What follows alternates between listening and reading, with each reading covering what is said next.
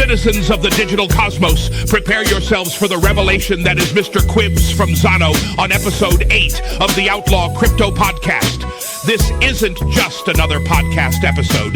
This is a clarion call to the brave souls fighting against the insidious gangster computer, God conspiracy, and its legion of minions. Mr. Kwibs, a true champion of freedom, brings forth Zano, a beacon of hope, a revolutionary weapon in our battle for privacy and liberty in the digital age. Zano, the brainchild born from the Cryptonote protocol, is not just another blockchain. It's the advanced evolution that stands as a bulwark against the prying eyes of the technocratic overlords. With Zano, privacy is not a mere afterthought. It's the core, the very essence of this digital fortress. Mr. Kwibs reveals how Zano's enterprise-grade privacy, top-tier security, and unmatched scalability are crafted for mass adoption, making it the foundation for the next generation of confidential assets and decentralized applications. Behold the hybrid proof of work and proof of stake consensus. Zano masterfully combines proof of work and proof of stake to deliver unparalleled security and resilience. This dual approach fortifies us against the dark forces attempting to manipulate and control the digital economy. With this hybrid consensus, double spend vulnerabilities are crushed, ensuring our transactions remain incorruptible and unassailable. And then there's the mighty Zarcanum, the world's first hidden amounts private proof-of-stake scheme. Zarcanum sets a new standard in blockchain consensus. It's not just a feature, it's a revolutionary breakthrough, a testament to Zano's commitment to privacy and security. With Zarcanum, our financial movements remain cloaked, hidden from the surveillance of the gangster computer god and its minions. Confidential assets are another jewel in Zano's crown. These tokens, bearing the full weight of privacy, function just like the Zano coin itself. Imagine a world where every transaction, every transfer, every asset remains hidden from the prying eyes of the digital oppressors. This is the world Zano offers, a sanctuary of privacy in an era of relentless scrutiny. The projects nurtured on Zano's foundation are the seeds of a new, liberated digital economy. Friends, patriots, warriors of the digital age, heed the call of Mr. Kwibs and the revolutionary power of Zano. In this age of tyranny, where the gangster computer god conspiracy seeks to bind us in digital chains, Zano stands as our weapon, our shield, our path to liberation. Embrace Zano, wield its power, and together we shall forge a parallel free market economy in true cypherpunk fashion. Welcome back to the Outlaw Crypto Podcast. I'm your host, Paranoia Machinery. This is a podcasting 2.0 podcast, which means we are listener supported through the value for value system. You can stream sats or boost via the Fountain app. And since it's a privacy first podcast, we also accept donations in Monero and several other privacy coins. Details are in the description. For my episode today, I am overjoyed to welcome Mr. Kwibs, aka Quentin, from the Zano project. He's been kind enough to come and talk to us about Zano and all the new things that have been put into motion with the recent Zarcanum hard fork. Mr. Kwibs, how are you, man? Thank you for coming on the show. Yes, thank you for the invite. I'm fine. How are you? I'm doing great, but as you know, and as I know, we both just had a technical difficulty which wiped out about half of a podcast that we had been recording. So this is attempt number 2. And That's all right. Yeah, thanks for being patient. Thanks for being willing to stick around and give it another attempt.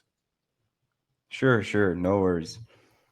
So to kick the interview off, I guess my first question will be, can you give us a high-level overview of what Zano is, and I guess tell us about the recent Zarcanum hard fork and all the changes that it provided for the ecosystem? Sure. So Zano is a project that started back in 2019. There was an earlier project that was named Bullberry, probably the older the OGs listening to this, people, they might know the project Blueberry, which was launched in 2014. So the code base that Zano has been working on, they're working on the same code base for over a decade now, which is a Cryptonote-based code base. The Zano lead developer, Andrei Sabelnikov, is also the guy who created the original Cryptonote code base together with Nicholas van Saberhagen. And yeah, ever since they have been developing on Zano, which is kind of like the evolution of Cryptonote code base, you could say. So yeah, now the project is named Zano. It's a privacy by default blockchain. And the Zarcanum hard fork that happened a couple months ago changed a lot of things, because it added hidden amounts on top of our proof of stake side. Zano is a hybrid proof of work, proof of stake blockchain, which means that 50% of the blocks are processed via proof of work and 50% of the blocks are processed via proof of stake.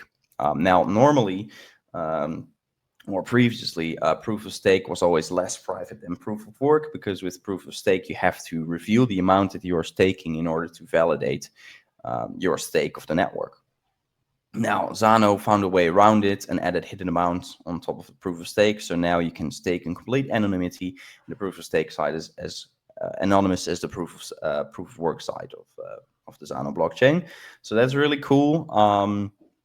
And probably most interesting feature of Zano right now is the confidential assets feature, which also got introduced with the Zarcanum hard fork, which allows you to create your own privacy tokens on top of the Zano blockchain.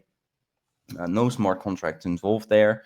This is based on like a previous older concept called colored coins. This is like a continuation of that concept. And these asset types are as private as Zano itself. So you basically reveal little to no data at all. Basically, all that people see is like a transaction happened on the network.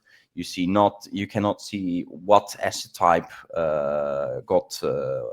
was involved with the transaction. You cannot see the amount. You cannot see the sender and receiver addresses, and your IP is obfuscated through the Zano desktop wallet.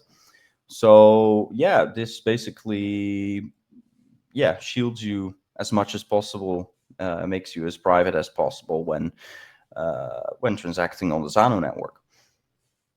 Amazing. With these confidential assets, like what kind of assets do you envision that people are going to create? Are these things like stable coins, or are you going to be able to have like other tokens from other blockchains? Can you kind of describe that whole process and how it works? Yeah, definitely. So now we have this technology in place, which is extremely powerful technology, but now we have to create use case, and adoption, which you can do so by the things like you mentioned, like a stable coin, or like shielded versions of already existing assets.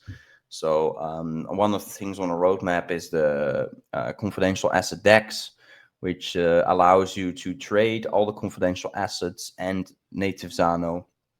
All happens on chain, by the way. There's a project named Confidential Layer, a third-party project that will basically create interoperability between public and private blockchains. So, for example, the Bitcoin network, the Ethereum network, but also things like the Monero network or Firo, and Zano, obviously. So this allows you to basically make a shielded version of your transparent asset. So let's say you have BTC, and Confidential Layer will launch a confidential asset on the Zano blockchain named ZBTC, which is like a shielded version of one real BTC, which is like, swappable one-to-one via the bridge. So basically, this allows people to, move their assets from one blockchain to another, and this creates interoperability between the blockchains, which can be really useful. And the other thing that they are creating is the stable coin, like you mentioned. which is called Confidential Money.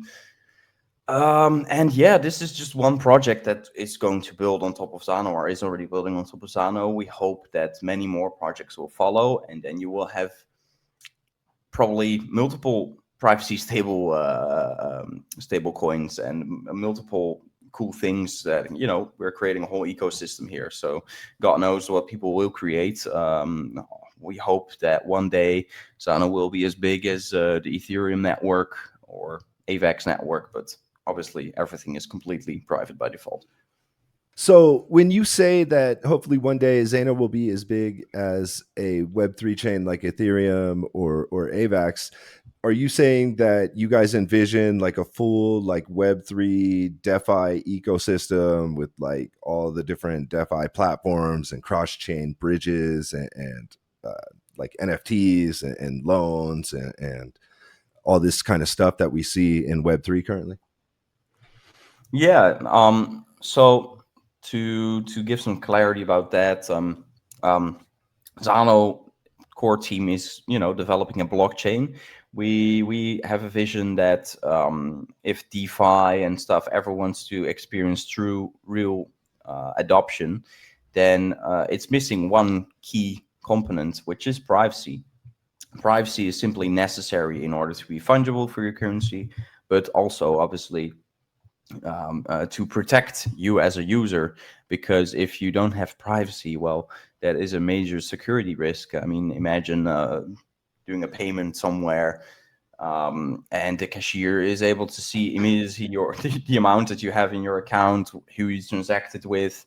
That's a major security issue. So if blockchain ever wants to experience true adoption, it simply needs privacy. It's as simple as that. So that's why we have that by default. Yeah, so we do envision that, but we are not going to create all these dApps, obviously. So we create the technology that basically functions as the base layer that you can utilize to create all kinds of cool things with. So just like Ethereum is being utilized to create all kinds of decentralized applications, you could do the same on Zano, but instead all of this is completely private by default. I guess like right now there's currently some community members that are building dApps and stuff like that. What's being built currently? Yeah. So like I said, the Zarcanum hard fork happened not so long ago. So currently people are only able to create confidential assets through the command line interface wallet. And not everyone, definitely not the average Joe, knows their way around with the command line interface wallet. So we're bringing it to the user interface wallet, which should make the process to create an asset even easier. But still, there are a lot of community members playing around, creating their own type of asset just to play around with it. I saw someone created a token called Snoop Zoggy Zog token, just for fun to play around. There's a bunch of other people playing around with it. But serious assets that are in the works are obviously coming from confidential layer. They are creating like ZBTC, ZETH, but also their own confidential token, which can all be traded on the Zano decentralized exchange. But they will also create decentralized bridges to create interoperability between all these blockchains, both public and private, which should be extremely powerful tool. So yeah, I'm really excited for that. There's definitely things going on. There's also other projects that reached out to us saying, hey, how can we launch an asset on Zano? Can you guys help us with it? And all stuff like that. But those are all just talks for now, no coding being done at this moment about that. Okay. And that interest for launching projects on Zano, that's coming from, I guess, transparent Web3 projects? Both. You could say, or at least the interest came from transparent blockchains that were interested in having like their private, like a shielded version of their, like a shielded wrapped version of their already existing asset, so that it can be traded on the future Zano DEX. But in theory, yes, you could also add like privacy coins to the Zano network. So, for example, ZXMR could be created and probably will be created by confidential layer. And then people could swap their XMR to ZXMR 1-to-1 and then trade it on the Atomic Confidential Assets DEX.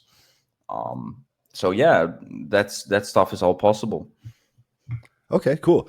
And then Zano has their own DEX. You just mentioned it, but are you guys reaching out to some of these other DEX projects that we see? I know like Basic Swap DEX is one. Decred has a DEX that they're working on.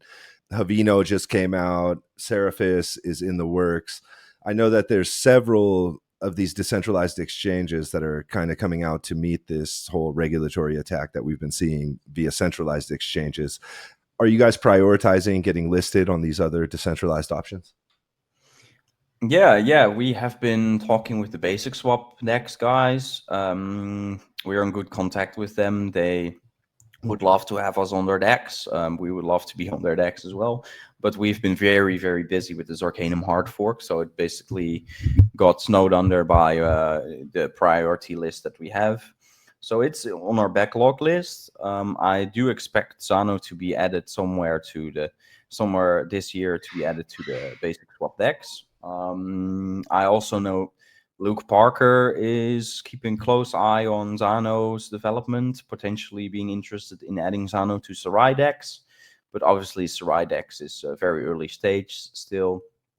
So let's see how that develops. And we would love to be added on Sarai as well. And yeah, well, any decentralized exchange really that is based on atomic swaps, we would really welcome, to be integrated on. And with these DeFi use cases that we see in these transparent DeFi chains, is the possibility there for all of those to be implemented within the Zano ecosystem, but with the addition of privacy by default? Yes, we would not develop them ourselves, obviously, as we are like developing a blockchain, and then we are like supporting people to start using our blockchain and build on top of our blockchain. But in theory, yes, all these things could be created, but perhaps not all of them, because a lot of apps on like Ethereum, for example, make use of the transparent nature of their blockchain. And of course, since Zano is completely private by default, you are missing a lot of things to work with. But it also can be positive, like you have MEV attacks, basically like front running your trades. I'm not sure if you're familiar with that. But on Zano, that's not possible because you cannot see that a transaction is actually going to happen, or the details of the transaction. So, the nature of the blockchain is very different. So that also should open to, probably we'll see like completely new decentralized applications with new use cases, but also like private versions of already existing decentralized applications that you can, or like lending platforms, like you said, could definitely be created, but then on the private blockchain of Zano. And is there any interoperability issues, considering that Zano is employing this advanced cryptography and is a little bit different on the blockchain level than transparent chains? Like, is there any problems with interacting with these transparent chains? Good question. I wouldn't really be able to give you an exact answer on that, as I'm not a developer. But for example, like with swaps and stuff, like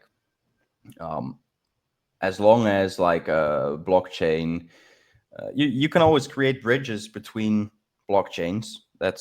So that shouldn't be a limit. And with other stuff like atomic swaps, as long as a blockchain has atomic swap capabilities, you can perform an atomic swap with both a transparent and a private blockchain. But yeah, it would depend on the technical nature of both blockchains, obviously, that you want to create some interoperability between. Like 2 months ago or a month ago, you guys did the Zarcanum hard fork, and from what I understand, it was like a pretty significant change to the Zano code base. Can you kind of give us a quick rundown of like what changes took place when the hard fork went down? Sure. So First of all, our ring size got an upgrade from 11 to 16, which is like on par with Monero's ring size. Okay. And like I mentioned previously, we made a drastic improvement to our proof of stake side of our consensus, because now we have world's first proof of stake scheme with hidden amounts, which is like a major breakthrough in the world of consensus. So we hope to see other blockchains start using our proof of stake scheme with hidden amounts as well. Okay. So now our proof of stake side is as private as our proof of work side, which is really exciting, because being a hybrid blockchain gives you, in my opinion, optimal blockchain security. Because when we're talking about blockchain security, you are always talking about making the cost of an attack as high as possible, making it infeasible to attack your blockchain. And with proof of work, you can simply rent, hash rate from like NiceHash or the other platform, and perform like a 51% attack. But with Zano, you would also need a significant part of the amount of staked coins. So not only you need a significant amount of the hash rate, but also a significant amount of the stake coins. So this is like an additional security layer, you could say, because not only you need the hash rate, but also a significant amount of the staked coins. So you would have to buy these from the, decentralized or centralized exchanges, probably going to cost you millions of dollars, making the attack simply, undoable. Other improvements with that Zarcanum brought was like decoy selection algorithm was improved, many small fixes as well. Confidential assets feature got introduced to mainnet, which is obviously huge. And we also activated the burning of all network transaction fees. So the more the Zano network gets used, the more Zano gets burned. So once we see multiple confidential assets launching on top of Zano, obviously the fee is always paid out in Zano, just like similar as like a gas fee on Ethereum is always paid in ETH. So the more transactions start happening on the Zano network, the more gets burned, potentially leading to our supply becoming deflationary, which is obviously attractive from an investor's perspective. These are all the changes that Zarcanum brought. Okay. And with the fee burning, like, I guess I have questions now about Zano's overall supply. Like, how many tokens were issued? Was there any creators allocation, or was it a fair launch? Is the total supply capped, or does Zano have like a tail emission similar to Monero, leading it to be a little bit inflationary? Can you kind of give us the details of the token supply? Yeah, sure. So, like I said, Blueberry was like the previous project of the Zano team, and basically they run into a funding issue. So Blueberry was like as fair launched as you can get it, because there was no pre-mine, there was no block tax, there was basically nothing, and they were like dependent on donations. But because the community was really small, they never really got any donations. So, after a while, the project ran out of funding.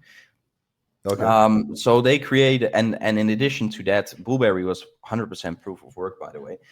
They wanted to create, Blueberry was like one of the first privacy coins. But to solve this issue, they created Zano, and they wanted to become a hybrid proof of work, proof of stake blockchain anyways. So basically Zano introduced that, and to not fuck over basically the miners of the Blueberry project, they had like the choice to swap 1-to-1 to the Zano blockchain, which most of the people did. So that gives you a bit of a strange situation when we're talking tokenomics, because it means that there was an initial supply. I believe like 7 million Blueberry got swapped to Zano. So initially the supply started at like 7 million something. And then the Zano team decided not to go with a block tax, but with a pre-mine, which was like 3 million coins, I believe. Which is called the Dev Fund now, which is, you can track it via the Explorer. There's a tracking key as well. that you can. We have a function in the Zano ecosystem called auditable wallets, which is a wallet that you can create that actually is transparent. And this doesn't affect the privacy of the blockchain in any way. But this gives like people like us, foundations, the option to be transparent, where you rather verify than trust, because we can say that we have X amount of coins, but do you believe us? Yeah. So you can follow this, and we can see all the expenses, where it's going, the balance, all of that. I think there's like close to 1 million coins left in the dev fund, and it's used for project expenses, obviously. But yeah, and then the block reward is 1 Zano per block. Block time is 1 minute. So this is a very low emission of like 1,440 Zano per day. So you could compare this with like tail emission on that Monero has, because we have no maximum supply either, because we believe that basically for the same reason as Monero, trading fees are not going to be sufficient for miners' appetites to uphold the network. And especially now that we chose to burn the fees, obviously, that's not an option anymore. So block rewards will always remain 1 Zano per block. We are looking into that's the same for staking and for mining. Yes. Both proof of work blocks and proof of stake blocks is 1 Zano reward always. Okay. And there's no halvings or anything. So far, at least, we are like looking into ways to lower the block reward a little bit, as long as we don't affect the network security, because that's like number one for us, obviously. So no certainties there yet that we are choosing that path. Obviously, we will also involve the community in that decision. But for now, it's like similar to Monero's tail emission, one Zano per block. However, now that we have introduced fee burning, potentially when a certain amount of transactions per day gets reached, then potentially the supply could become deflationary, as when the fee burning of transactions surpasses the emission of the blocks. With the proof of work, proof of stake hybrid model, I know you mentioned it adds more security, but we see other proof of stake chains that have very high throughput. They're much more scalable than some of the other proof of work chains. Does it also help with scalability? Oh, that's a very good question. I wouldn't know. I know Zano's TPS is like 30 or 40 transactions per second, which obviously sounds very low, but Bitcoin's transactions per second is like 3 or 4. Okay. So Zano is still like 10 times faster than that. And if you want a secure and private blockchain, well, this gets you to the classic blockchain trilemma, you can't really optimize all of them. You can try to do your best. And there's lots of projects that like they use like 40,000 transactions per second as like promoted as that's like something good. But that basically means that their decentralization or security is basically very flawed. And who needs 40,000 transactions per second anyways? Because I don't think we even have 1 transaction per second going on the Zano blockchain right now. Neither does Monero. Bitcoin maybe has like, I don't know, 2 or 3 transactions per second. MasterCard has probably like 10 transactions per second or something. So who needs 40,000? So there's still plenty of room to grow there for Zano, definitely. But most people confuse proof of stake with centralization because they all take Ethereum as the example, where you need like, what is it, 35 Ethereum to run a node? I think it's 32. Yeah, 32, like some extreme amount, which is like a big barrier, it's not like for the average Joe. And then you have validator nodes, which centralizes the networking once again. On Zano, this is not the case. There's like no lockup times. You can stake and unstake whenever you want. There is no validator nodes. So, you are the validator node, so to say. And no minimum amount to stake either. So you can stake as little as 1 Zano already. So this, makes it a very egalitarian consensus, and very fair in my opinion. So anyone can stake. You could in theory, mine Zano and then stake your mining rewards, giving you extra rewards on top of Rewards your on your rewards. Yeah, rewards on your rewards. Exactly. Nice. So yeah. So when you mine Zano, are you mining it like on a random X style, like computer mineable algorithm similar to Monero, or are you guys using a different mining algorithm that requires like specialized hardware like GPUs or even ASICs? Like how does the mining work in Zano? Yeah, so on Zano we have a variant of ProcPo, which is ProcPo Z, which is like our own modified version of ProcPo. That's what Zano runs on. No ASICs. Zano has to be mined with GPUs. In theory, you could use your CPU, but it would not be profitable. Okay. And is there like a large mining community around Zano right now? That's a good question. I think there's maybe a couple hundred miners. Can you tell like if more people are mining and more people are staking, or is it too private for that? No, there's not really a way you can tell how many people are staking. No, I don't think so. No, not really. Okay. But the difficulty, balances itself out. So, like 50% of the rewards always go to proof of stake, and 50% of the daily mission always goes to proof of work. Okay. Yeah. Cool. Yeah. Well, for full disclosure, I am currently staking Zano, and That's awesome. yeah, I'm really looking forward to the confidential transactions feature being added to the GUI wallet. I have the technical chops, I guess, to get down Confidential in the assets. command line. Confidential transactions are already. Yeah, I misspoke. Confidential assets. No worries. I misspoke. Yeah, no, I'm technically proficient enough to mess around with the command line and issue assets, but I'm going to wait for the GUI. Yeah, if you have it open, you can already see like do you have the wallet open by any chance now?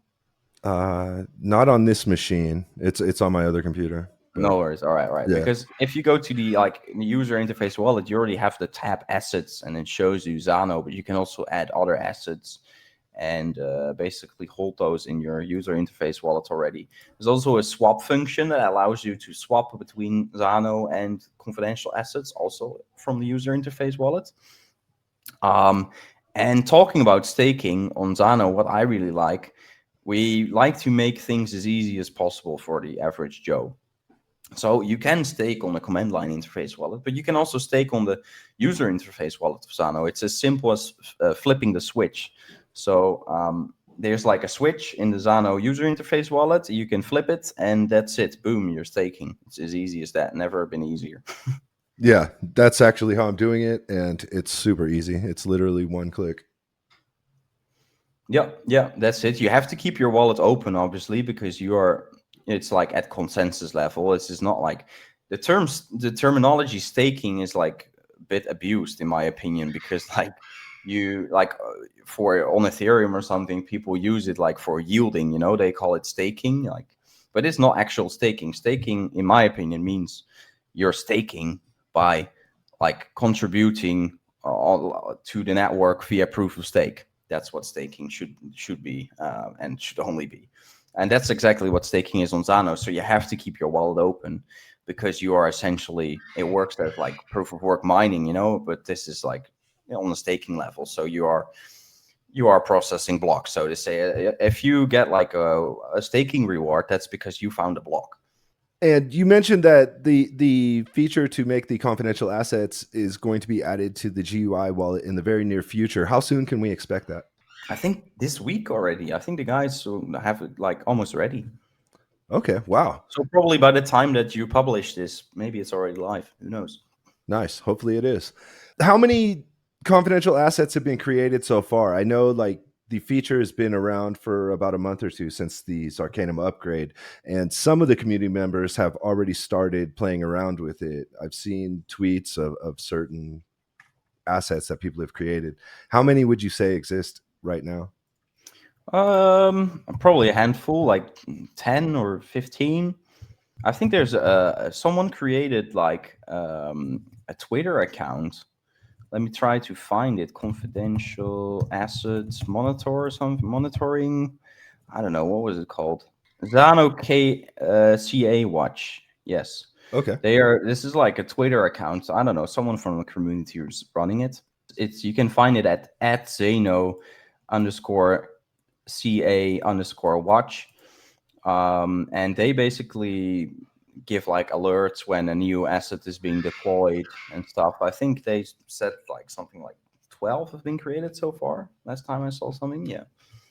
Okay. And are those assets trading right now? Like, are people actually swapping those for Zano and vice versa? Well, there's no way to know for us due to the private nature of the blockchain.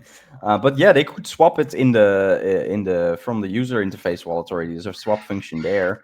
But we are releasing the confidential assets decentralized exchange in like 1 to 2 months, which should make the trading process a lot easier for people.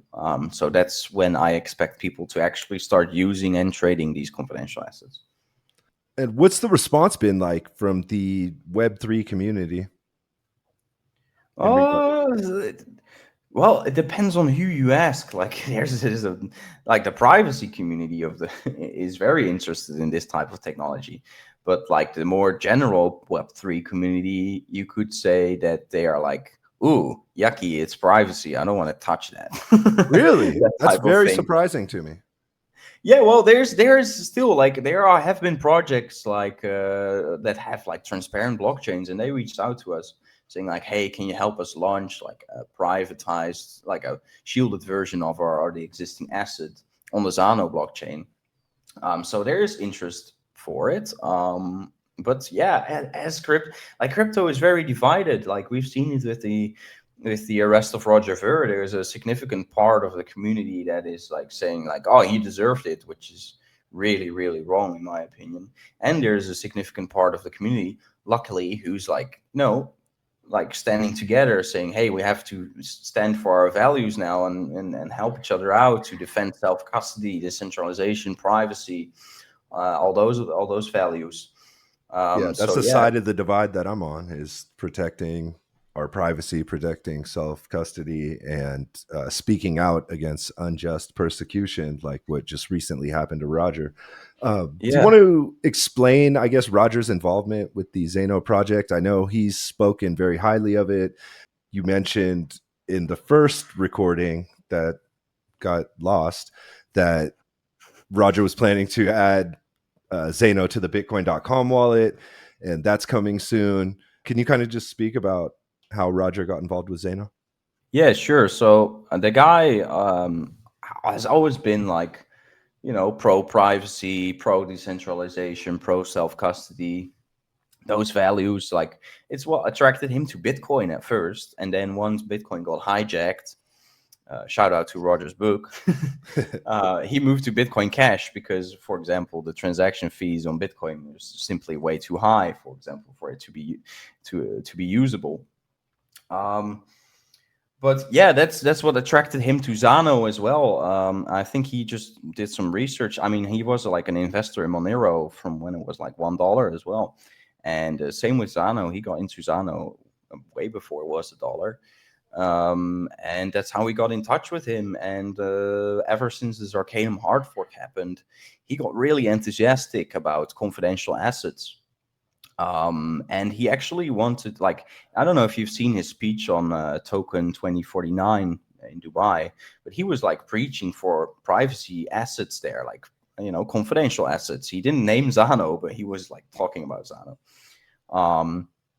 And yeah, he's a big fan of that. And we met with him in Dubai, which is great. He like opened his network to us, like introducing us to all kinds of new people and people sharing the same values, like getting us integrations on all these exciting platforms. And obviously he's the owner of Bitcoin.com wallet.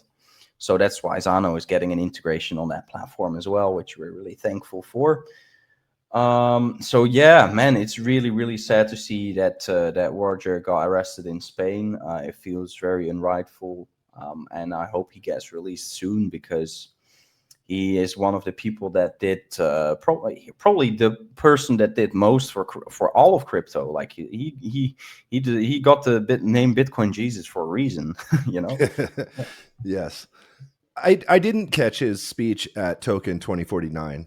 I haven't had a chance to watch it yet, but right around the Zarcanum hard fork, there was a Spaces that the Zano team did, and Roger joined the Spaces. And I heard him on the Spaces, and he was talking very passionately about confidential assets in the Zano Spaces. It was either like the day of the Zarcanum hard fork, or like the day before, or the day after, like right around the time that the hard fork took place. Did you participate in that Spaces? Yeah. I was hosting the spaces. We did like a live stream during or Twitter Spaces during the hard fork. You know, like a countdown type of thing to like Yeah. at the hard fork. But it was quite funny because the first block had to be processed by proof of work. And one of like most miners didn't update their software, or I think the Zano devs forgot to push an update for that. So it took some hours before that first block got found again after the hard fork. And so we've been on this space for many hours, and Douglas was there from Monero Monero Talk. Vic from Cake Wallet, Roger was there, me, like just a bunch of community members as well, just chatting about the exciting new features. And yeah, we have multiple. We have our own podcast called Inside the Zanoverse, which you can look up. You can also go to YouTube right now and search for Zano confidential assets Roger Ver, and you will find some content, I believe, where he's talking about Zano, which is great. Like, I think in all of his latest interviews, he is always mentioning Zano because he's so excited about it. So we're really happy, to have him on our side. He's not involved with the team in any way, by the way, and he wants to keep it like that. So just mentioning that as well. Yeah, no, thank you for that clarification, because I actually thought he was like involved with the project just from how he speaks about it and how he's so excited about it. So yeah, no, he's just very passionate and excited. Nice. So with these confidential assets, like you mentioned that there's interest in other projects like issuing their own confidential assets. What about integrations? Like, is Zano going to be integrated to any other, I guess, like wallets, any other platforms? Like, what kind of integrations are you working on for Zano? Yeah, that's an excellent question. We basically waited with a lot of integrations because the Zarcanum hard fork changed so much about our code base that if they would integrate like the previous code base, they would do we would have to do like a whole new integration for that is that connects you with our code base. You know what I'm saying? Yeah. So now the Zarcanum hard fork happened. Now it took place. We are actually doing a lot of integration work, like trying to get on basic swap decks, maybe Sarai decks, but also on a multi-asset wallet. Zano is getting an integration on Cake Wallet. Zano is getting an integration on Bitcoin.com wallet. Hopefully Stack Wallet and a bunch of other pro-privacy wallets as well. And we are also trying to get on payment solutions so people can get like actually pay with Zano, or like receive donations, or like add it to their web shop, like stuff like that. So yeah, we're definitely working on that. Just so you know, Zano community, I accept Zano for donations for this podcast. If you feel like supporting the podcast, if you like what you hear, we accept Zano here. Great. Do you happen to have like an alias? Like, did you register an alias? Zano? No, not yet. No, I downloaded the wallet and I bought some Zano and I started staking it, and then I just grabbed like the receive address from the GUI wallet and threw it in the description to the podcast. How do I go about doing the alias thing?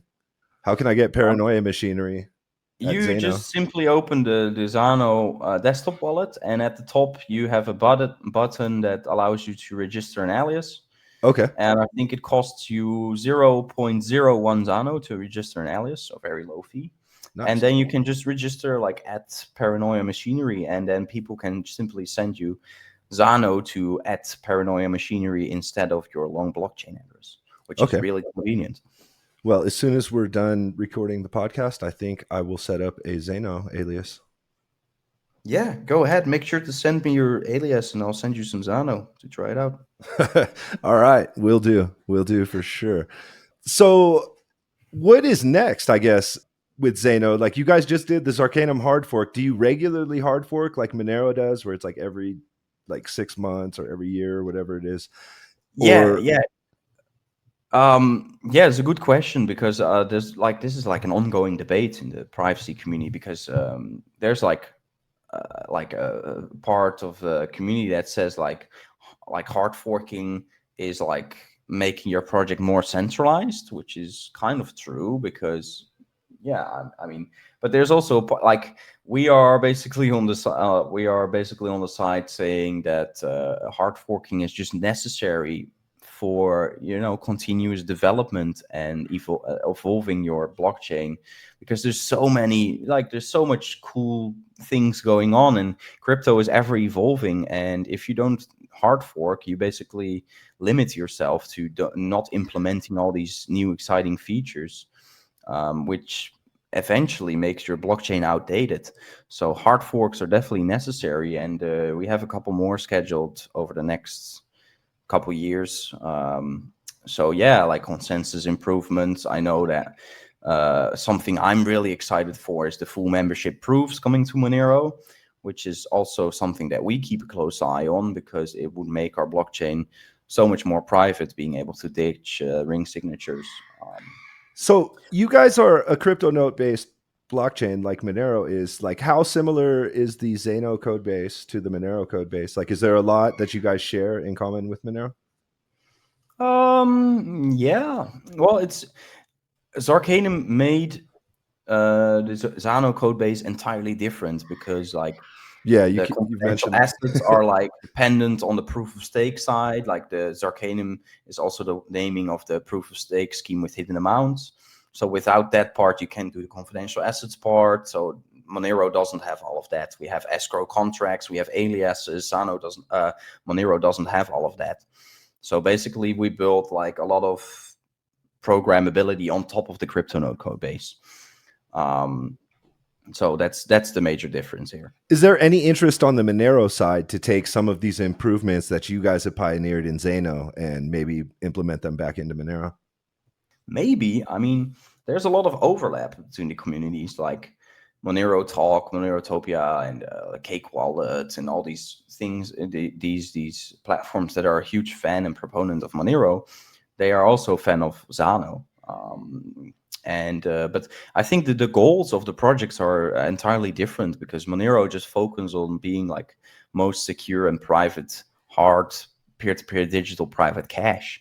And we are essentially also that, but we are like expanding more into like the ecosystem side of things, like branching out to, like with the confidential assets, escrow contracts, marketplace creation, aliases, all of those exciting features. So the goal is just a bit different, I think, but there's a lot of overlap, and it's both Cryptonote based. For example, Zarcanum was actually also like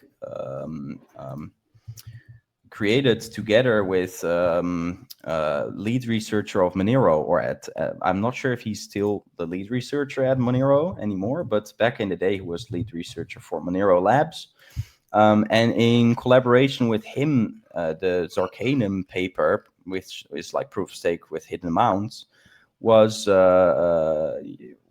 made possible thanks to he was involved with this as well, together with the Zano team. So this is like a collaboration between Zano and Monero to create this kind of thing. Another question that comes to mind is, like, you guys are kind of pioneering this whole private DeFi effort, but we see that there's other chains that are kind of starting to follow suit. I know DarkFi is one that there's a lot of hype around that's going to offer confidential assets as well, and then also like smart contracts and stuff like that with privacy.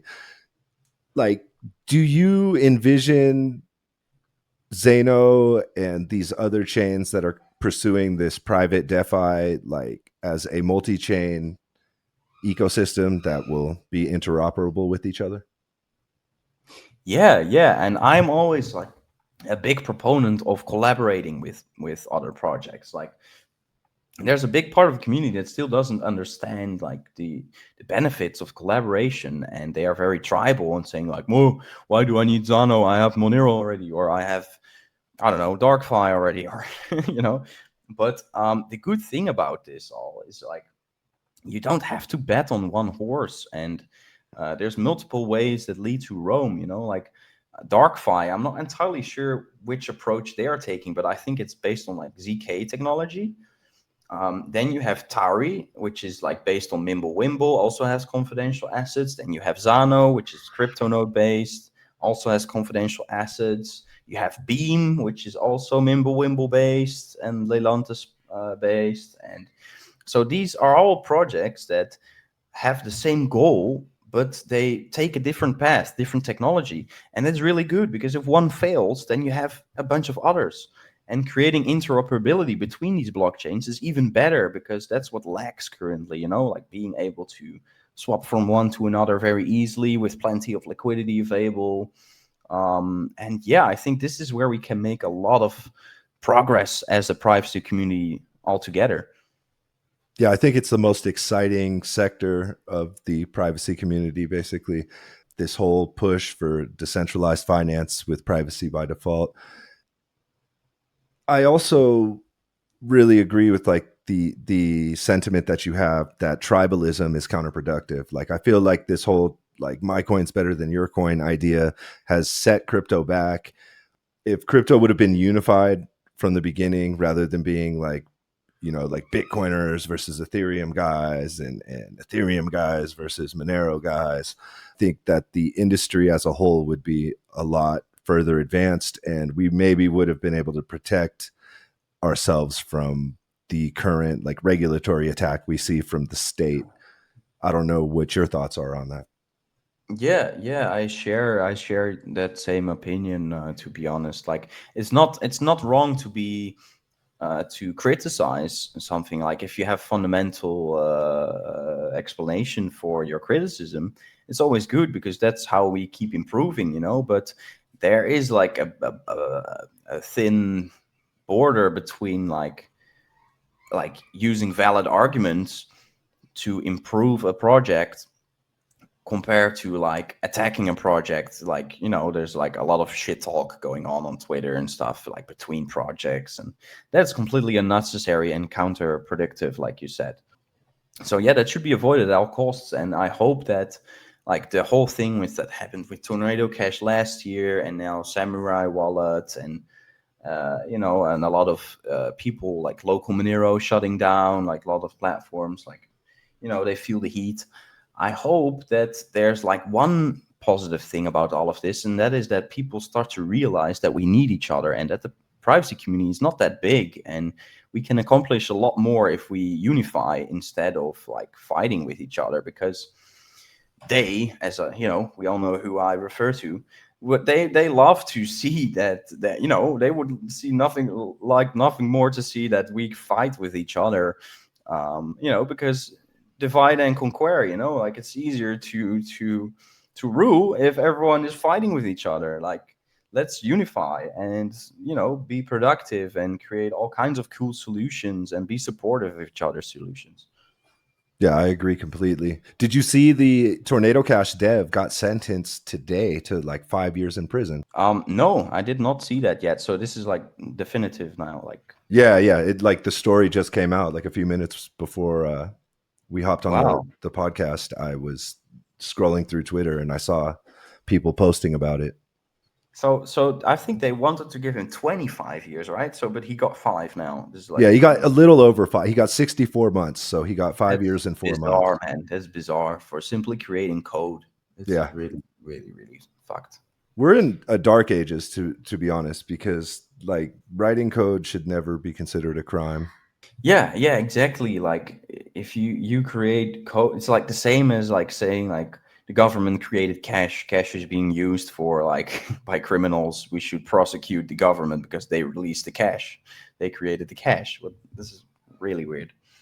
Yeah. And like, I mean, just tools in general, like writing code is like creating a tool, and like tools can be used for good or bad. Like you can kill someone with a hammer or you can build a house with it, right? Like, Yeah.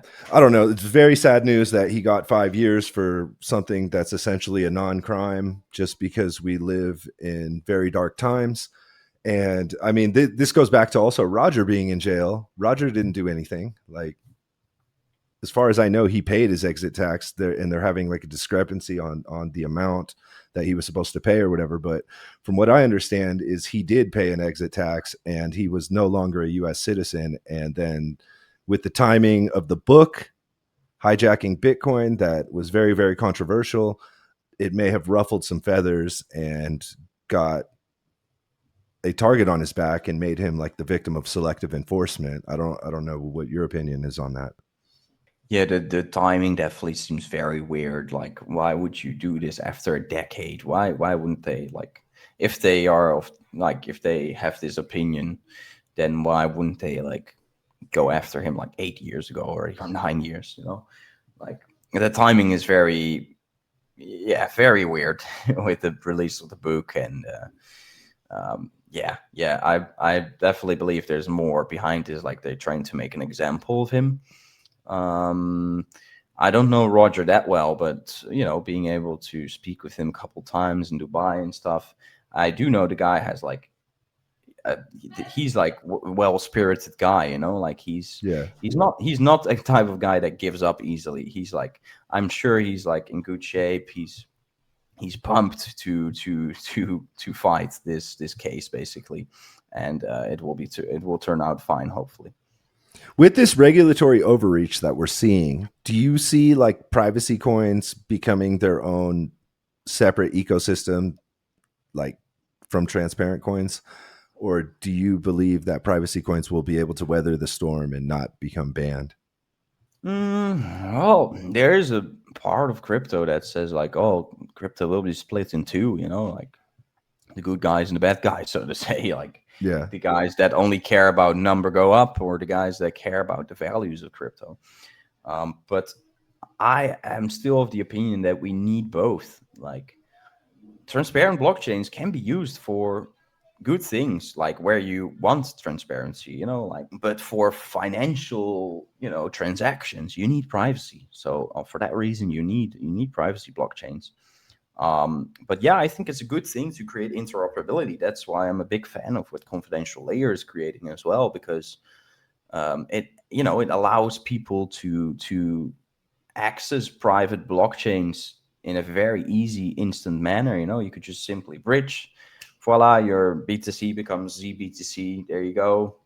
You then have the choice to swap it to Zano, or to I don't know, or to like bridge it further to another transparent blockchain, or like another private blockchain, Firo or Monero, and then you can sell it or trade it. You can do anything with it you want, basically.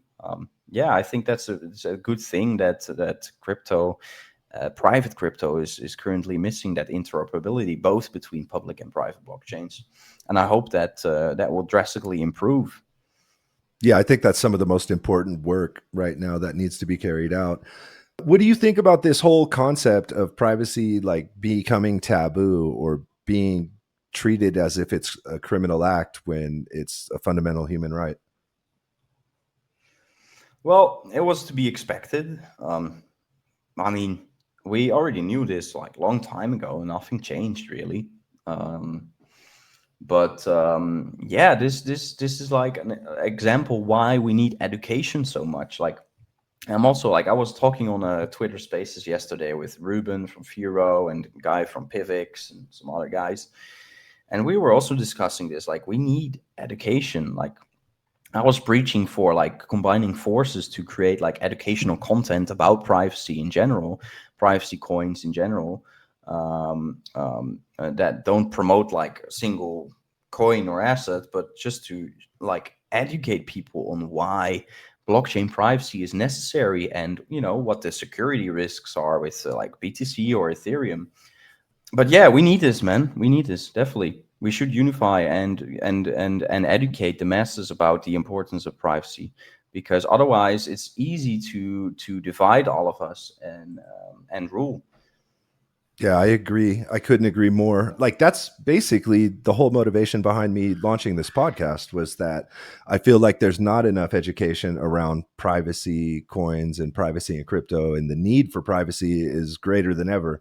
So like, I launched this podcast to not just focus on, like, I'm obviously like a big fan of Monero or whatever, but like, I also like Wownero. I also like Zano. I also like Particl. So like, I launched this podcast to kind of shine the light on projects that I'm super interested in and educate people about the need for privacy. So listen up, privacy community. Everybody should be doing the same thing. I feel like it's a grassroots effort, and together we are stronger than one single person undertaking this effort. I don't know what you think about that, Mr. Kwibs. Definitely, I fully agree with you. I also have my own community called Pursuit of Privacy. I'm not sure if you're familiar with it. No, tell us about it. Yeah, it's something I started many years ago, even before I got involved with Zano. Simply for a reason, because I saw a lot of tribalism between privacy communities, and there's lots of work to do on that part. So I created a Telegram group, Pursuit of Privacy, and a Discord, which is like a community of all people that are interested in privacy tech, where they can simply discuss privacy tech in like on a neutral ground, so to say, and share cool updates about their projects. And I actually did some AMAs, like some interviews with projects as well, to promote them. I actually plan to launch Pursuit of Privacy website as well, to create videos and do a podcast and stuff, all to promote privacy and educate people. That was what this was for. But I got so like involved with Zano, and I don't have enough time, sadly, to continue building this thing at the moment, at least. So I would invite anyone that's listening to this, like, if you would be like, willing to take one of these tasks up on you, then please reach out to me, because it would be really great if someone could continue this idea, because this idea is bigger than me. Obviously, this is about privacy and educational privacy. So if you want to launch the website or create articles or videos, or be the podcast host of the Pursuit of Privacy podcast, let me know, because it's really important. It's more than just crypto, right? You're focusing on privacy tools in general. This was initially only focused on crypto, but okay. yeah, like definitely also like the total picture, man. Like, but we need multiple people to run it and to maintain it, and I can't do it by myself. That makes sense. So how would someone get in touch with you if they wanted to help out with the Pursuit of Privacy project? They can find me on Twitter at Mr. Kwibs, at Mr._Kwibs, but also on Telegram, on Discord. You can find me in the Zano socials, but also the Telegram channel is t.me/Pursuit of Privacy, and then you can join the chat there and help out. Yeah. Okay, cool. And then for Zano, like you mentioned that it's an open source project and that you guys have provided the tools, but you're kind of expecting the community to start using the tools and building this next like private Web3. How can people get involved with Zano? Well, I would say read our document. Like, if you are a developer, read their documentation. Like, there's plenty of information there on how to get started, how to use the Zano blockchain. You can join our socials where you can ask for help. And we also plan to release a grants program where developers can apply for a grant, and then the community can vote via the Zano governance system that we are about to implement. And then our stakers can all vote via the wallet on a proposal, saying like, if someone proposes to create, I don't know, another decentralized exchange or a stable coin or something that has great utility, then the Zano community can vote for it. And if they approve it, then we can assign them like an X amount of Zano to fund their idea. Okay. And like the Zano grant program, is that like function similarly to Monero's program, or? I'm not familiar. I'm not so familiar with how the structure will, how exactly it will be. I'm not sure if we actually made like a concrete decision about that either. But more information will follow in the next couple of weeks and months. Okay. How soon are you guys planning on implementing the governance features? I don't think it's too far out. Probably within 3 months. Yeah. And then you mentioned something about a browser wallet when we were doing the first recording that got lost. Can you kind of go over a little bit about the browser wallet? Yeah, sure. So the browser extension is like connecting your Zano desktop wallet to any decentralized application. So it's like MetaMask type of thing. And it will function as like some kind of authenticator. Like you have the Zano aliases that are also involved with that. So for example, you will have the Zano peer-to-peer trading platform where you can trade any type of cryptocurrency natively. You will have the Zano confidential assets decentralized exchange where you can trade native Zano and all the confidential assets. And you will also have like things like the Zano Bazaar where you can trade goods and services for Zano or any confidential asset. And on all of those platforms, you can use your alias as like an authenticator and also this browser extension. So there could be like some kind of reputation system, or we will attach some kind of reputation system to this so that at least people, if you're like a seller and you're not a scammer, then like people buy something from you or do a trade with you, they can leave like a review, and that gives you like a reputation, like, hey, this Paranoia Machinery guy is legit because he gave me good service or he delivered the goods in a good way. 5 stars, like, yeah. And this doesn't reveal your true identity, but at least it's a very useful way to give some form of authentication to, like, if you are like a good willing seller or like a bad actor. I feel like in a private crypto-based economy, like especially if it's totally decentralized, reputation systems are going to be foundational moving forward. I think like people are going to have reputation systems that span across several different blockchains that they're transacting on. And that's going to be like even more important than your ID if we can, move a lot of our economic activity outside of the state's control into these decentralized systems.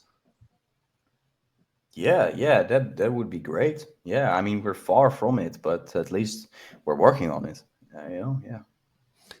Yeah, I mean, like you guys are building the tools right now. Like the Zarcanum hard fork just happened, so it hasn't even been around like long enough for people to start adopting it. I don't think. Like, hopefully, over the next few months, we can see a migration of people to start taking advantage of these tools that you guys are providing.